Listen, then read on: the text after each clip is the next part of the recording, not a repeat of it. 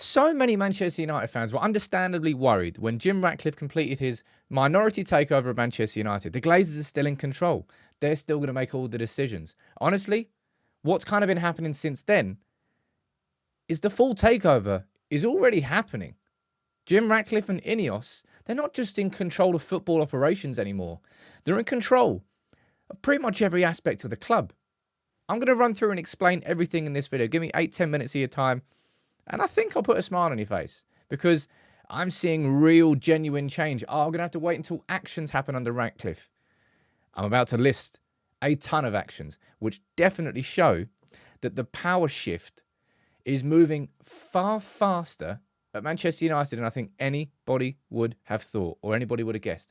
If you are new to United People's TV, make sure you subscribe. About to hit 400,000 subs, which is pretty damn awesome, if I'm being completely honest. Never would have seen that coming. But let's roll the sleeves up and let's rewind here to the 24th of December when Jim Ratcliffe and INEOS, they got the 25% takeover announced. And I've highlighted in yellow right there. INEOS has been delegated responsibility for the management of football operations. That was how it started, but that is not what it is right now. And this change in executive leadership yesterday is quite significant. I've explained in the live show. I'll do it quickly again here, and I'll explain what's coming next as well. Patrick Stewart, who was brought in as the interim CEO when Richard Arnold left, he's now gone. And Cliff Batty, who's been the chief financial officer for a long time at the club, he's now gone. And they've both been replaced by INEOS men. Jean-Claude Blanc coming in as interim CEO until Omar Barada comes in on the 13th of July, and Roger Bell coming in. Let me explain both of them, but also run through this little line here from Adam Crafton in The Athletic first. In a statement on Tuesday night, United insisted the decisions had been made by mutual consent, but in the words of one employee, a Game of Thrones has developed behind the scenes as INEOS has sought to overhaul United's operations in recent months. I like the idea of that.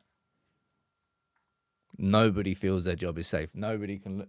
Everyone's looking around corners before they walk. Everyone's looking behind them at United. And so they should, because it's been incompetence for a long time. But let's speak about these two. Patrick Stewart there on the left, Cliff Batty on the right. Patrick Stewart was brought in as an interim CEO back in November when Richard Arnold was replaced. An internal promotion. Cover it. You're not really qualified for the job. Gone. And I wonder if this part was involved in it. Cliff Batty and Patrick Stewart both heavily involved in the whole takeover process from the Glazers side of things. I don't even know if this 31 mil has actually gone on the books yet. But also, Patrick Stewart and Cliff Batty getting bonuses equal to 2 times their salaries. That's so much money being siphoned away from United. I don't think that sat very well with Ratcliffe and INEOS. But Jean-Claude Blanc has stepped in to replace. And that's very significant for the fact that he is a commercial genius. You look at the work at what he did at Paris, turned them into the modern behemoth that they are. He was the one that positioned them to align themselves with Paris, with the culture, with the fashion. And PSG is what it is from a, I don't know the right way to describe it, but from a commercial perspective because of Jean-Claude Blanc. He's now there in the 2.5 months before Omar Barada starts. INEOS weren't waiting for Patrick Stewart anymore. They've got their man in. And that is a man who has a lot of commercial experience and responsibility now.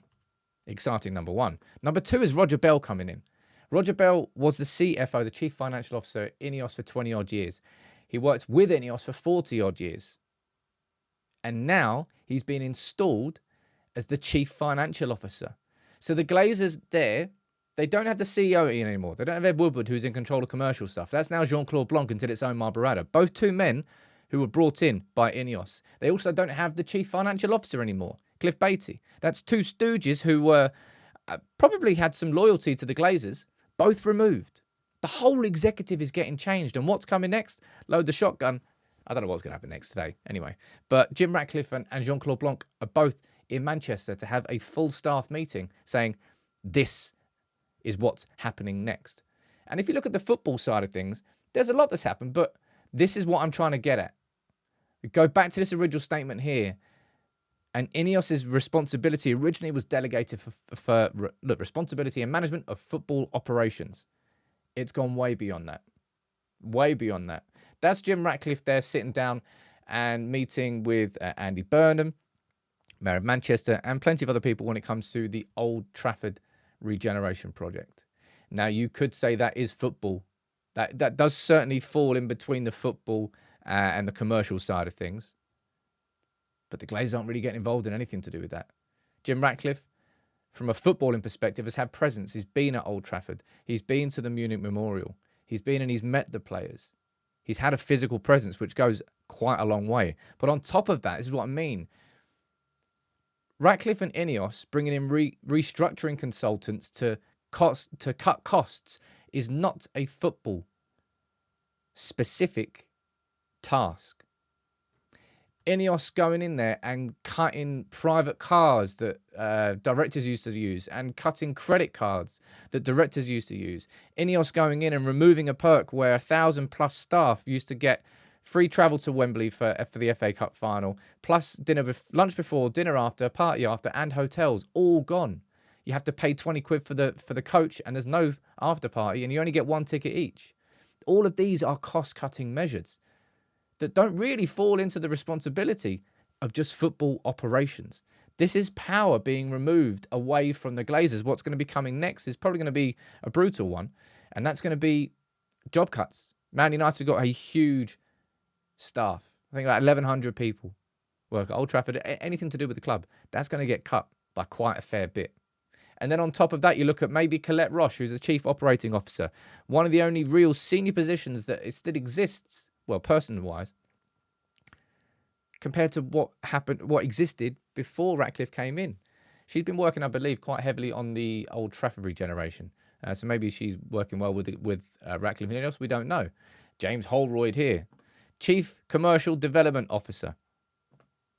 Two of the only real chief positions that haven't been replaced because Richard Arnold has gone as CEO. Cliff Batty has gone as Chief Financial Officer. Patrick Stewart is now gone as interim CEO and as Chief Legal Counsel. All these people who existed in the old executive setup are one by one being removed by Jim Ratcliffe, and he only has 27.7% of the voting power.